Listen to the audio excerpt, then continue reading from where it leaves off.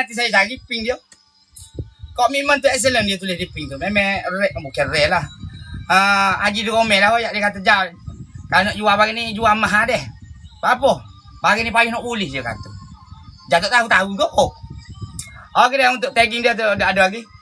Barang ni dia ada satu hole saja. Satu hole barang wool. Di sebalik sweatband ni. Di sebalik sweatband ni. Terpampir di situ.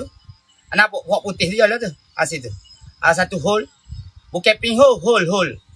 Pinhole halus. Kira untuk pagi ni sudah berada di sini lama dah. Jadi jualan topi satu ping. Kalau nak sungguh lah, 1,000 lebih gitu apa.